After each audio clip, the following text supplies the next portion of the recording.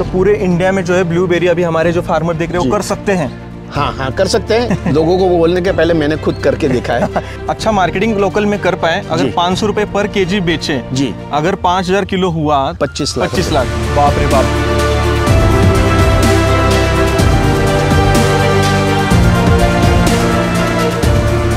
कमाल का व्यू है, देखिए कितना जैसे बंच होता है अंगूर का उससे भी तगड़ा, यहाँ से लेके यहाँ तक लगभग 1.5 फीट का बंच। देखिए फर्स्ट ग्रीन होती है, फिर धीरे धीरे उसकी साइज बढ़ती है और ग्रीन से वो रेडिश होके फिर कलर होना चालू होती है, ब्लू होती है। जब ये ब्लू जात में हो गई तो ये रेडी हो गई।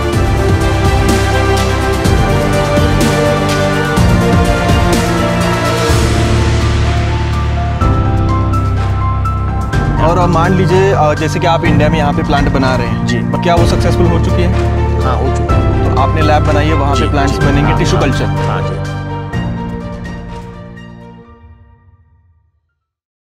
आपने इंडिया में ऐसी फार्मिंग ना देखी होगी ना सुनी होगी, ऐसी फार्मिंग हम आपको दिखाने वाले हैं।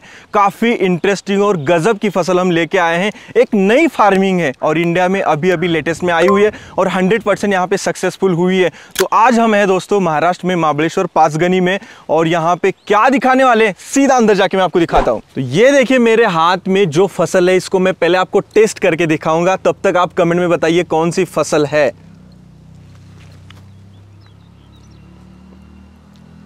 मीठा भी टेस्ट है और खट्टा भी है हल्का दोस्तों, कमाल का टेस्ट है। तो ये कौन सी फसल है? तो ये है ब्लूबेरी।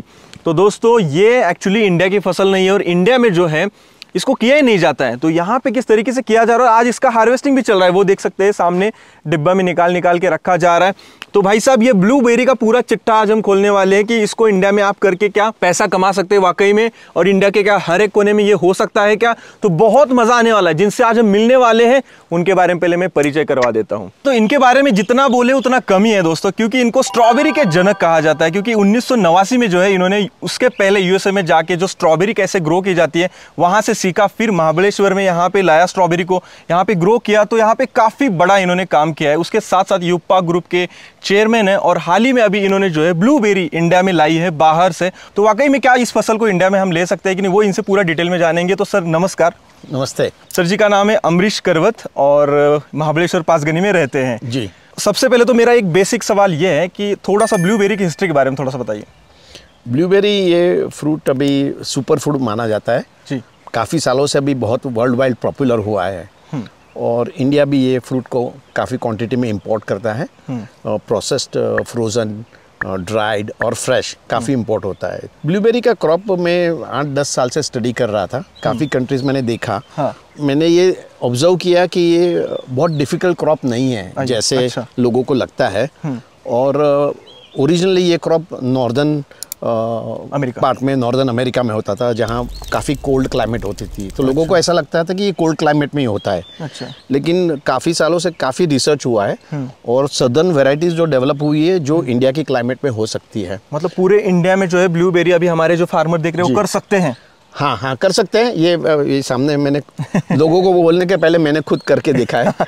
अभी कितने साल से आप ये मतलब पूरा ब्लूबेरी? ये 4 साल हो गए। ये जो प्लांट्स आप देख रहे हैं वो 4 ईयर ओल्ड है और मैं इसको 3 साल से उसका फ्रूट हार्वेस्ट कर रहा हूँ। सर सबसे खास बात मुझे लगा कि सुबह सुबह मैं पहाड़ियों के जब ऊपर आया तो आपका फार्म बहुत ही ज़्यादा खूबसूरत है और यहाँ पे फार्मिंग की एक अलग ही वाइब है। तो मुझे ये बताइए इस फार्म के बारे में बताइए, कितना है एरिया, कब से आपने स्टार्ट किया? ये मेरे को यहाँ 34 ईयर्स हो गए। ये 3.5 एकड़ का फार्म है। सबसे पहले मैंने यहाँ अमेरिका जाके मैं स्टडी करके आया और वहाँ से स्ट्रॉबेरी का क्रॉप यहाँ इंट्रोड्यूस किया। बस वहाँ से ये स्टार्ट हुआ है। उसके बाद इस पहाड़ियों में जो है आपने खोद खाद के पत्थर निकाल के लेवल करके जी बहुत ही प्रॉपर तरीके से किया है। और ये रोड भी बीच से बहुत अच्छी बनाई है तो काफी नेचुरल हो गया। नेचुरल हो गया, काफी इंटरेस्टिंग। जब आपने इस पहाड़ियों में किया है जी तो क्या सपाट भाग में इंडिया में हर एक कोने में कर सकते हैं? जी इनकी जो क्लाइमेट रिक्वायरमेंट है वो क्वाइट फ्लेक्सिबल है। ऑफ कोर्स आप कौन सी वैरायटी लगाते हैं उसके ऊपर है। लेकिन इंडिया के क्लाइमेट के हिसाब से इसको 42 डिग्री तक जो है वो इजीली प्लांट को कुछ नहीं होता है, सह सकता है प्लांट को।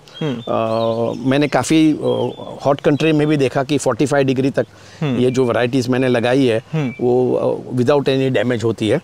और कोल्ड टेम्परेचर भी जो है वो 5-7 डिग्रीज तक प्लांट को कुछ नहीं होता है। तो ये एक वाइड रेंज एडेप्टेबल प्लांट है। मतलब इसकी अलग अलग वैरायटीज आती हैं? हाँ, काफ़ी वैरायटीज है। तो इसके अंदर वहाँ कंफ्यूजन है। अच्छा। ये जो वैरायटीज मैंने डेवलप की है, जो हार्वेस्टिंग 4 साल से कर रहा हूँ, वो B1 है। अच्छा। और अभी ये नई 3 वैरायटीज ट्रायल पे चल रही है आपके खेत में, वो B1 है? हाँ, ये B1 है। फिर B2, B3, B4 ऐसा करके 4 वैरायटीज यहाँ। ये सारी वैरायटीज इंडिया के बाहर से आई है? हाँ, ये सब ऑल वैरायटीज फ्रॉम। तो आपने जब मंगाई तो 800-900 रुपए से प्लांट मंगाया था? जी जी। लेकिन दोस्तों इसको सुपर फूड कहा जाता है क्योंकि इसमें जो है विटामिन्स है, एंटीऑक्सीडेंट है, और कैंसर के लिए भी शायद इसका इस्तेमाल किया जाता है जी, और दवाइयों में भी इस्तेमाल किया जाता है। तो मेन इसका ये फ्रूट का एडवांटेज ये है कि इसकी शेल्फ लाइफ बहुत ज़्यादा है कंपेयर टू अदर बेरीज, जैसे स्ट्रॉबेरी है या रास्पबेरीज है या मलबेरीज है। टिकता ज़्यादा है, तो ये टिकता ज़्यादा है, रख सकते हैं ज़्यादा। हाँ, बहुत दिन तक उसको, अगर आज नहीं बेचा मैं 15 दिन के बाद भी बेच सकता हूँ। फार्मर के लिए तो काफ़ी अच्छा है ये। हाँ, और दूसरा इसके प्रोसेसिंग कैपेबिलिटीज इतनी होती है कि ये ईजिली प्रोसेस भी हो सकता है। तो फार्मर्स को जो है वो कोई रिस्क फैक्टर जो है बहुत कम हो जाता है। कि एक टाइम फ्रूट बना लिया फिर मैं इसका क्या करूंगा, ऐसा नहीं है। इसकी रेडी डिमांड ऑलरेडी इंडिया के अंदर है। और एक बार प्लांट लगा देने के बाद ये कितने साल तक चलता है? नॉर्मल कोर्स में जो मैंने देखा है वर्ल्ड वाइड, वो फार्मर 10 साल तक तो अच्छे तरीके से इसका प्रोडक्शन आता है। जो अगर आप प्लांट मेंटेन कर तो ज़्यादा भी होता है। लेकिन हम फार्मर लोग जो है वो थोड़े इम्पेशेंट है। वो 8-10 साल सेम वैरायटी का ग्रो करके लगता है अरे नहीं ये नया लगाओ, ये लगाओ। तो नॉर्मल कोर्स में लोग 8-10 साल के बाद में वैरायटी चेंज करते हैं और नई वैरायटी आती है हाई प्रोडक्शन वाली, जो उससे बेटर आती है, तो लोग चेंज करते हैं। इसका प्लांटेशन कब किया जाता है और कौन से महीने में किया जाता है? नॉर्मल कोर्स में वो अप्रैल मई में करते हैं। हाँ। जिसमें इनफ सनलाइट होती है और इरिगेशन करने से उसका वेजिटेटिव ग्रोथ फास्ट हो जाता है। अप्रैल मई में लगाते हैं और फल कब लगता है? फिर वो अगले फरवरी मार्च से स्टार्ट हो जाता है। अच्छा, 12 महीने में इसको फल लगता है। और साल में कितनी बार फल आता है? एक टाइम आता है। हाँ। और वो 4 to 5 मंथ्स चलता है। हाँ। अच्छा। मेरे यहाँ ये फरवरी से हम लोग हार्वेस्टिंग चालू करते हैं। सो फरवरी, मार्च, अप्रैल, मई, 15 जून तक। फिर जून में बारिश होती है। हाँ। तो उसके पहले हम लोग प्लांट को प्रूनिंग करते हैं। आप देखते हैं ये अर्ली प्रूनिंग किया मैंने।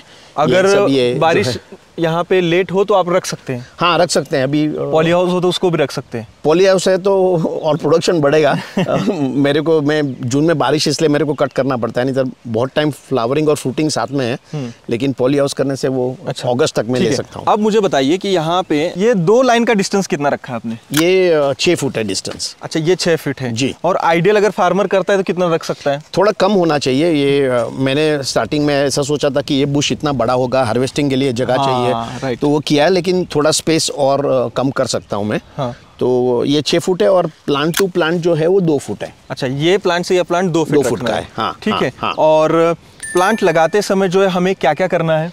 प्लांट लगाने के पहले उसको रेस बेड करते हैं। तो मिट्टी को प्लाविंग करके, हैरोइंग करके, इसको लूज मिट्टी करके फिर उसको ये मैन्युअली हमने बेड बनाया। लगभग आपका जो है 1.5 फीट के आसपास की ऊंचाई है। जी, हाँ हाँ, तो 1.5 फुट से। हाँ हाँ। और ये पूरा बेड जो है वो 3 to 3.5 फीट होता है। 3.5 फीट का। जी जी। तो इतना बड़ा बनाना पड़ता है इसको? हाँ, इसको क्या है कि ये करने से क्या है, क्योंकि ये 8-10 साल चलने वाला है। हाँ। तो इसको एरेशन जो है वो अच्छा रहता है, रूट जोन भी अच्छा रहता है। हाँ, वो भी रहता है। फिर उसका ड्रिप इरिगेशन है तो ये उसका रूटिंग सिस्टम बराबर होता है। थोड़ा सा मैं देखना भी चाहूंगा यहाँ पे। तो ये आपने क्या लगाया है? ये अभी हमने जब प्रूनिंग किया, इसके बाद में वीड कम आए, इसके लिए मैंने ये तिल जो है फिर वो लगाए हैं। तिल भी है और मेरीगोल्ड भी है। हाँ, मेरीगोल्ड भी है, गेंदा फूल है, ये सब के। तो ये लगाने से क्या है कि वीड कम होता है, प्लस इसका जो रूट्स सब नीचे जाएंगे तो ये साइज का हो जाएगा। बाद में हम इसको निकाल लेंगे। अच्छा। तो जो पोरोसिटी जो है वो सॉइल की बढ़ाई है। ये बात है।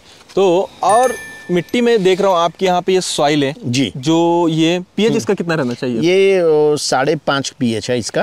हाँ। नॉर्मल कोर्स में ब्लूबेरी जो है वो एसिडिक सॉइल प्रीफर करती है। अच्छा। तो उसको 4.5 से 5.5 तक लेता है। अच्छा। अगर थोड़ी ज्यादा होती है तो फिर हम लोग को सल्फेट फर्टिलाइजर, सल्फर यूज करके उसको थोड़ा पीएच लो करते हैं। सेकेंडरी इस्तेमाल करके न्यूट्रिशन इसको मेंटेन, न्यूट्रिशन से उसको मेंटेन करते हैं। जब शुरुआत करते हैं तो हमें ये जो कैरी है, जो बड़े बेड बनाने हैं, इसमें हमें फर्टिलाइजर फर्टिलाइजर क्या क्या डालना पड़ता है? FIM डालते हैं, ठीक है, इसको गोबर का खाद डाला हुआ है, फिर वर्मी कंपोस्ट है जिसको हम यहाँ मराठी में गांडूल खाद, केचुआ खाद, हाँ वो करते हैं। ऑर्गेनिक मैटर जितना हो सकता है उतना डालते हैं। और इरिगेशन के लिए क्या सिस्टम करना पड़ता है? इरिगेशन पहले मैंने एक लाइन की थी। अच्छा, ये ड्रिप इरिगेशन? ड्रिप इरिगेशन है।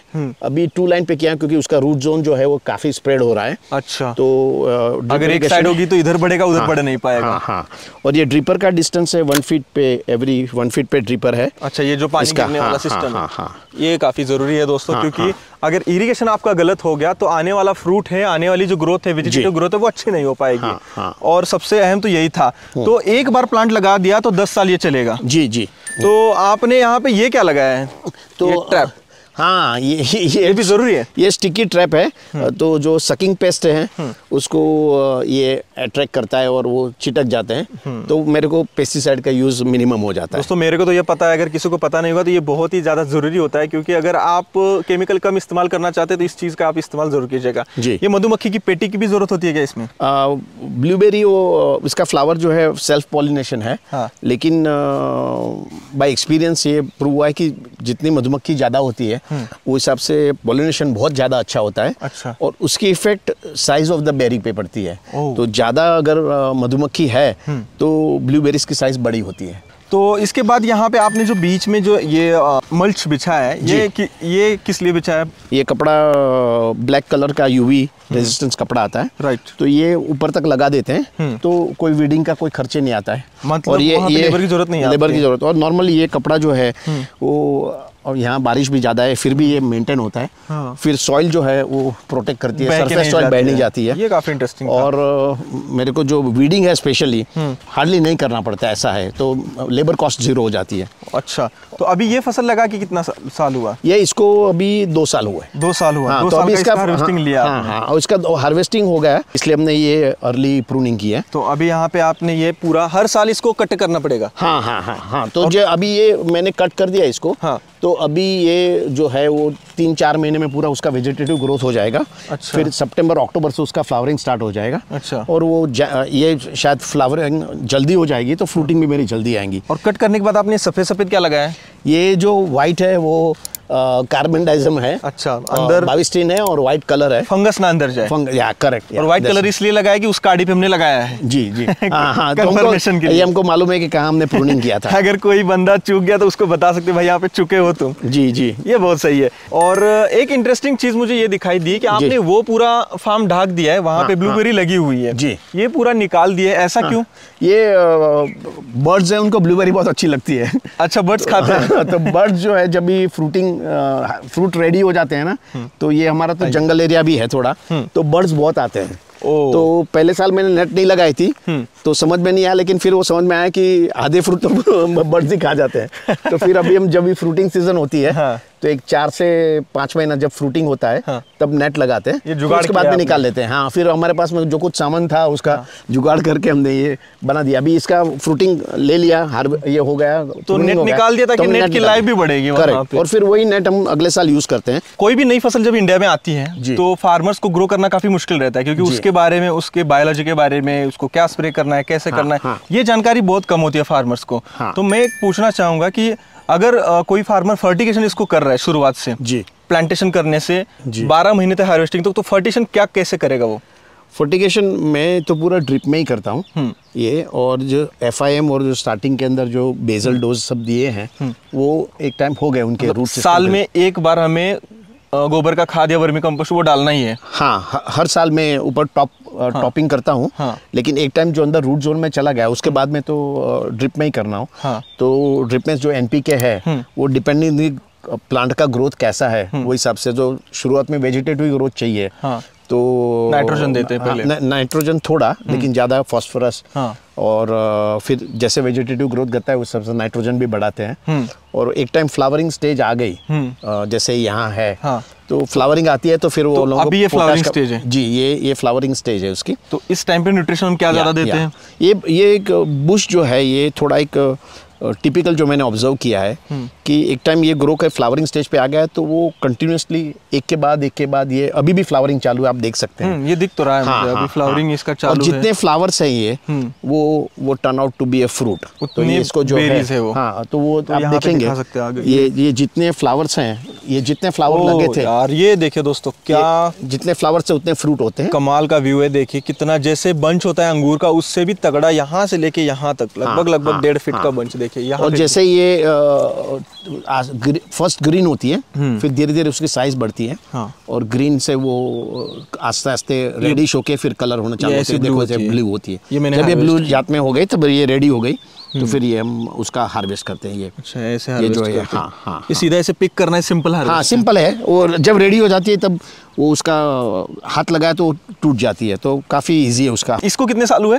इसको 4 साल हो गए। अच्छा, इसको 4 साल हो गए। इसकी चौथी फसल होगी। जी जी। लगा देने के बाद पहले साल हार्वेस्टिंग आएगा। हाँ, तुरंत आने लगेगा। जी जी। और एक प्लांट से 200 से 300 ग्राम स्टार्टिंग में फर्स्ट ईयर में आता है। अच्छा, फर्स्ट ईयर में एकदम कम आता है। हाँ, तो वो टाइम पे प्लांट भी छोटा होता है। हाँ, तो 2 प्रोसेस है। कोई लोग फ्लावर निकाल देते हैं, पहले साल में नहीं लेते हैं, कोई लोग लेते हैं। तो मैंने अपनी क्लाइमेट जैसे जो दूसरे कंट्री है, जैसे मेक्सिको है, तो मैंने वहाँ देखा, तो मैं सोच रहा था कि मैं ये फ्लावर तोड़ डालूंगा, लेकिन फिर वहाँ के ग्रोअर से इंटरेक्ट किया, वहाँ का जो साइंटिस्ट है उससे बात किया, तो बोलता है कि नहीं कोई बात नहीं, आप भी ले सकते हैं, हम लोग तो लेते हैं करके। अच्छा, जैसे हमने बाहर प्लॉट देखा था, आपने कटिंग किया, कटिंग करने के बाद सीधा यहाँ से स्प्राउटिंग निकलता है। हाँ, जहाँ जहाँ मैंने कट किया उसको वहाँ से शूट्स आते हैं। इसमें कांटा वगैरह नहीं रहता है? नहीं, बिल्कुल नहीं रहता है। अच्छा, गुलाब की फसल में कैसा होता है? गुलाब टाइप की पत्तियां, जैसे जंगली पत्तियां, ये बहुत हार्ड मोटी पत्तियां। करेक्ट। इसकी वजह से इसके ऊपर डिसीज का अटैक भी नहीं होता है। बहुत, मैंने तो कोई फंजीसाइड तो हार्डली एक प्रिवेंटिव जो लेता हूँ, बाकी कोई जरूरत नहीं पड़ती है।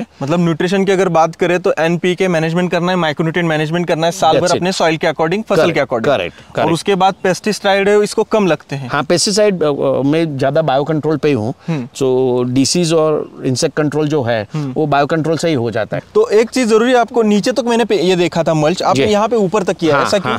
ये ऊपर तक क्योंकि वहाँ भी वीड्स नहीं आए ना, तो वीडिंग की जरूरत नहीं है। हाँ, क्योंकि जब हम लोग ड्रिप चलाते हैं, जब पानी आता है तो सनलाइट आएगा तो वीड्स तो आएंगे, तो फिर वीड्स को काटना पड़ेगा ना, तो मैंने ऊपर तक लिया है। फिर ये जब मैं प्रूनिंग करता हूँ तब इसको खोल देता हूँ। अच्छा, इसको खोल देते हैं वहां से पूरा का पूरा। हाँ, तो वो सेंटर ओपनिंग रखा है ये। मतलब यहाँ पे जो है आपने दोनों साइड से एक ये अपनी जो तार होती है, तार स्टील, हाँ, बस उसके स्टिच कर लिया, अंदर डाल दिया, बस। बहुत सिंपल है, वेरी सिंपल और प्रैक्टिकल। बहुत बढ़िया। हाँ, काफी इंटरेस्टिंग है। तो दोस्तों, जैसे कि हम वीडियो यहाँ तक कंटिन्यू कर रहे हैं, आपको कैसा लग रहा है वो हमें कमेंट सेक्शन में बताइए, और आपके जो भी सवाल है वो कमेंट सेक्शन में आप हमें बेशक पूछ सकते हैं, बेझिझक पूछ सकते हैं। तो एक एकड़ में हमें कितने प्लांट्स लगाने पड़ेंगे? 3000 प्लांट्स, 3000 प्लांट लगाने पड़ेंगे। पर प्लांट कितना केजी मटेरियल निकलता है? अभी अराउंड 2 किलो से 3 किलो तक निकलता है पर प्लांट। 2 किलो। अगर हम 3000 प्लांट लगाते तो 6000 किलो होगा। हाँ, वो जैसे प्लांट जैसे ज्यादा ओल्ड होता है, ऐसा प्रोडक्शन बढ़ता है, बट ये 4th ईयर पे 2 किलो जैसा प्रोडक्शन आता है। मान लीजिए हम 3000 प्लांट में 5 प्लांट छोड़ दे, 2500 प्लांट से हमें 2 किलो है, तो 5 टन यानी कि 5000 किलो। 5 टन अगर हम बेर एक मिनिमम प्राइस अगर पकड़ ले मार्केट में, जो फार्मर बेचता है, वो क्या रेट मिल सकता है हमें ब्लूबेरी? अभी मैं जो बेच रहा हूँ अराउंड 1000 रुपीज किलो। 100 ग्राम का पुनेट होता है, तो वो 100 रुपए का, 125 रुपए का बेचते हैं, तो अप्रोक्सीमेटली 1000 रुपीज पर किलो आता है। लोअर साइड पे गए प्रोसेसिंग के लिए के उसके लिए, तो उसके अंदर 500-600 रुपीज आता है। मैं तो सोचता हूँ अगर 500 रुपए भी गया, जी, तो कितना हुआ? 25 लाख। हाँ। अरे बाप रे बाप। मैं इतना अच्छा फार्मर नहीं हूँ। मेरे जहाँ से मैं सीखता हूँ फॉरेन जाके, तो वो फार्मर बोलते हैं कि मैं इतना अच्छा फार्मर नहीं हूँ, 2 किलो तो कम है, कम से कम 5 किलो निकलना चाहिए। तो मैं देख रहा हूँ मैं कैसे इसका प्रोडक्शन बढ़ रहा है और बढ़ रहा है, लेकिन धीरे-धीरे सीख रहे हैं। अगर अच्छा मार्केटिंग लोकल में कर पाए, अगर 500 रुपए पर केजी बेचे जी, अगर 5000 किलो हुआ, हाँ, 25 लाख। बाप रे बाप। दोस्तों, वाकई में यहाँ पे सच में इसका रेट है मार्केट में। अगर आप जाके देखेंगे तो 125 ग्राम का पनेट आपको 100 रुपए, 150 रुपए, 200 रुपए भी बिकता है। हाँ, नॉर्मली रिटेल में 200, हाँ, रिटेल में 200-250 रुपए बिकता है, लेकिन आपसे जो है कम से कम 500 रुपए किलो खरीदेंगे जो रिटेलर लोग होते हैं होलसेल में। लेकिन मुझे एक चीज लगा कि 20-25 लाख रुपए हम 1 एकड़ से कमा सकते हैं, लेकिन इन्वेस्टमेंट बहुत ज्यादा हो रही है। जैसे कि 3000 हम प्लांट ले रहे हैं, तो 800 रुपए से एक प्लांट लेंगे तो 24 लाख का प्लांट हुआ। ड्रिप 1 लाख की हो जाएगी, पूरा पाइपलाइन वगैरह पूरा ये नीचे का हो गया, तो कम से कम 25 से 30 लाख रुपए हमारी इन्वेस्टिंग 1 एकड़ में हो जाएगी, इन्वेस्टमेंट। करेक्ट। तो इसको निकलने में कितना टाइम लगेगा हमारा जो इन्वेस्टमेंट कर रहे हैं? 2 साल तो लगेगा। 2 साल लगेगा अगर हम बाहर से प्लांट ला रहे हैं तो? हाँ, तो नहीं तो 2 साल तो सब कॉस्ट और ये सब होएगा। तो आप अगर बाहर से प्लांट लगाए तो आपको 3 साल पकड़ना पड़ेगा, क्योंकि आपका प्रोडक्शन दूसरा और तीसरा साल को ही बढ़ेगा। ओके। हाँ। और मान लीजिए जैसे कि आप इंडिया में यहाँ पे प्लांट बना रहे हैं जी, बनाने की आपकी प्रोसेस चालू है जी, क्या वो सक्सेसफुल हो चुकी है? हाँ, हो चुकी है। हाँ हाँ। तो हमने फॉरेन से टेक्निकल कोलैबोरेशन किया है और हमारे यहाँ साइंटिस्ट एम्प्लॉय किए हैं और अभी ये हम लोग प्लांट्स यहाँ ही बनाएंगे पूरे। तो आपने लैब बनाई है, वहाँ पे प्लांट्स बनेंगे, टिश्यू कल्चर? हाँ जी। तो हमने तो वैरायटी जो है वही रहेगी? हाँ, वैरायटी तो उसकी जो ट्रूथफुलनेस है, जो उसके जेनेटिक्स हैं, वो सब सेम टू सेम रहेंगे, चेंज नहीं होंगे। हाँ हाँ। तो भविष्य में अगर कोई फार्मर आपसे प्लांट लेना चाहता है तो वो ले सकता है? हाँ हाँ। अगर दोस्तों फ्यूचर में आपको करना है तो इनके पास प्लांट्स मिलेंगे आपको। मैं नंबर जो है इनका डिस्क्रिप्शन में डाल दूंगा, आप इनसे कांटेक्ट कर सकते हो। और जानकारी ढेर सारी आपको लेनी है, अगर सच में जानकारी लेनी है तो ईमेल आईडी भी डाल दूंगा, ईमेल आप जरूर कीजिएगा और बहुत ज़्यादा फ़ोन करके परेशान मत कीजिएगा इस उम्र में अभी कि मैं अगर कोई रिमोट एरिया से हो तो इसको बेचूंगा कहाँ पे? आपका एक युप्पा ग्रुप है, हाँ हाँ, उसका जो है नेटवर्क बन चुका है जी जी। अगर फार्मर के पास, तो हर फार्मर के पास ये नेटवर्क नहीं है, हाँ, तो वो क्या कर सकता है बेसिक लेवल पे? नहीं, ये जो ब्लूबेरी बिकती है ना, वो मैं भी कोई रिटेल में नहीं बेचता हूँ, मैं होलसेल मार्केट में बेचता हूँ। अच्छा, आप भी होलसेल? हाँ, तो जितने होलसेल मार्केट हैं, ये होलसेल मार्केट में जो ब्रोकर रहते हैं या होलसेलर रहते हैं, वो सब बाय करते हैं हमारे से फिक्स प्राइस पे। अच्छा। और फिर वो आगे जो है वो रिटेलर को बेचते हैं। अच्छा, फ्रूट मार्केट में जा सकते हैं, वहाँ पे हम किसी से भी पूछ सकते हैं। तो काफी होलसेलर है। और दूसरा, अगर हमारे से जो ग्रोअर जुड़ेंगे, हमारा एक विजन ऐसा, तो हम एक ऐसे ही ग्रोअर कम्युनिटी बनाना चाहते हैं। आप जो खुद ऐसा चल रहा है आपका दिमाग में कि ऐसा बनाना है? जो हमारे से हम उनको टेक्निकल नॉलेज भी दें, उनको प्लांट भी दें, और उनको अगर मार्केटिंग की कोई हेल्प चाहिए तो वो भी हम कर सकते हैं उसको। हाँ, तो वो एक पूरी कम्युनिटी से करेंगे एक। हाँ, मैं भी ट्राई करूंगा कि इसके ऊपर पूरा सीरीज बनाई जाए डिटेल में, प्लानिंग से लेके हार्वेस्टिंग तक पूरा ज्यादा से ज्यादा और डीप में जाया जाए। लेकिन मुझे नहीं लगता कि ये ज्यादा डीप वाली फसल है, सिंपल लग रही है। फिर भी क्या है कि फार्मिंग आप एक टाइम मिस्टेक करते हो, तो उसको करेक्ट करने के लिए टाइम जाता है, साल भर चला जाता है। तो अगर पहले से मालूम होता है कि भाई ये करने से ये होता है, तो फार्मर, या खुद मैंने मिस्टेक कर करके सीखा हूँ, तो अगर वो शेयर कर सके फार्मर से, तो वो उनकी क्रॉप अच्छी भी आएगी और वो जल्दी भी उनको फ्रूट आ सकते हैं और वो बेच सकते हैं, अच्छी क्वालिटी के फ्रूट निकल सकते हैं। एक महत्वपूर्ण सवाल ये भी है कि आपका यहाँ पे हार्वेस्टिंग चल रहा है, हार्वेस्टिंग यहाँ पे खत्म हो जाएगा, तो रनिंग साइकिल इसका कैसे रहता है? रनिंग कॉस्ट क्या रहती है साल की? Running cost around 3 lakh rupees पर एकड़ आती है। हर साल 3 लाख रुपए हमें खर्चा होगा? हाँ, 3 लाख रुपए खर्चा आता है। हाँ हाँ, उसमें फर्टिलाइजर आ जाता है और पेस्टिसाइड आ जाता है, वीडिंग तो काफी कुछ कमी है, और लेबर पिकिंग भी आ जाती है। तो एक चीज मैं पूछना आपसे भूल गया जी, कि ये कम पानी वाली फसल है कि ज्यादा पानी वाली फसल है? बहुत इंपॉर्टेंट क्वेश्चन है। हाँ। कम पानी वाली फसल है, इनको इतना ज्यादा पानी नहीं लगता है। अच्छा, पानी ज्यादा नहीं लगता है? जी जी। हाँ। तो ड्रिप इरिगेशन से जितना पानी देंगे उतना काफी सफिशिएंट है उसको। Daily 15 minute 20 minute? कौन सा सीजन है उसके ऊपर? हाँ। समर मंथ जो है, समर मंथ में मैं डेली 1 आवर पानी देता हूँ दिन में, सुबह को, और विंटर मंथ में ऑल्टरनेट दे देता हूँ। मानसून में तो 3 महीना कुछ देने की जरूरत नहीं पड़ती है। मेजर क्या रिस्क है इस फसल में जो फार्मर हमारे देख रहे हैं उनको हो सकती है? मेरे को लगता है रिस्क फैक्टर में फसल को समझना बहुत इंपॉर्टेंट है। ऐसा ही जो आपका एक्सपीरियंस अलग दूसरा फसल का है, वो पूरा एक्सपीरियंस इसके अंदर नहीं डालना है, ये पहले को फसल को समझना है। हाँ। और फिर उसको अगर किया तो फिर उसमें कोई रिस्क फैक्टर नहीं है। तो आपका अनुभव तो मान लीजिए 20-25-50% इस वीडियो से गया होगा, ऊपर ऊपरी गया होगा, लेकिन अगर कोई डीप आता है, फार्म देखना चाहता है, तो अगर मंथली आप सेमिनार वगैरह ऐसा कुछ अरेंज कर सकते हैं क्या भविष्य में? हाँ, ऐसा प्लान तो है। हाँ। कि जो इंडिया के अंदर ऐसी सिस्टम है नहीं कि भाई एक टाइम जो भी रिस्क लेना है वो फार्मर को ही लेना है। राइट। तो मैं ऐसा चाहता हूँ कि मेरा जो एक्सपीरियंस है वो मैं शेयर करूँ, जिससे लोगों की मिस्टेक नहीं होए और अच्छे सक्सेसफुल होए। तो वो मेरा भी यही कहना है कि मान लीजिए वीडियो तो देख रहे लोग, कमेंट करते हैं, उनका कमेंट का रिप्लाई मैं भी ज्यादातर नहीं दे पाता हूँ ना, आप रिप्लाई ज्यादा दे पाएंगे। अगर कोई आना चाहता है तो आपका मैं व्हाट्सअप नंबर डाल देता हूँ, दोस्तों व्हाट्सअप कीजिएगा, और मंथली में कुछ ऐसा कीजिए कि एक बार सेमिनार हो, लोग आए 100, 150, 50 लोग आए, देखे, चले जाए, ये बेटर रहेगा। मैं कोशिश करूंगा। तो सर आपका बहुत बहुत धन्यवाद। Thank you. बहुत अच्छी आपने आज हमें जानकारी दी, आपका फार्म अच्छा लगा, आपका पूरा का पूरा प्लानिंग मुझे बहुत ही अच्छा लगा, और आपका अनुभव जो है आपने इतने कम समय में अच्छे तरीके से दिया, बहुत अच्छा लगा। बहुत बहुत थैंक यू। कमाल का वीडियो हुआ कि नहीं ये आपको कमेंट सेक्शन में बताना है। सुपर फूड क्या होता है वो हमने देखा, ब्लूबेरी कैसे होती है, उसकी फार्मिंग कैसे होती है, ये बहुत ही ज्यादा हमने डिटेल में अमरीश सर से बातचीत की। तो इसमें काफी रिस्क फैक्टर भी मुझे कम लग रहा है, देखते हैं आगे चल के कैसे होता है। लेकिन तब तक आप इस वीडियो को ढेर सारा शेयर करते रहना, और इस बारे में आप वीडियो के बारे में आपको कैसे लगा वो यार प्लीज कमेंट सेक्शन में डाल देना। हर एक फार्मर तक ये वीडियो पहुंचना चाहिए। और अभी तक आपने चैनल को सब्सक्राइब नहीं किया तो यार सब्सक्राइब कर दो। और मिलते हैं एक और वीडियो के साथ, तब तक करते रहिए मेहनत, क्योंकि वावर है तो पावर है। धन्यवाद।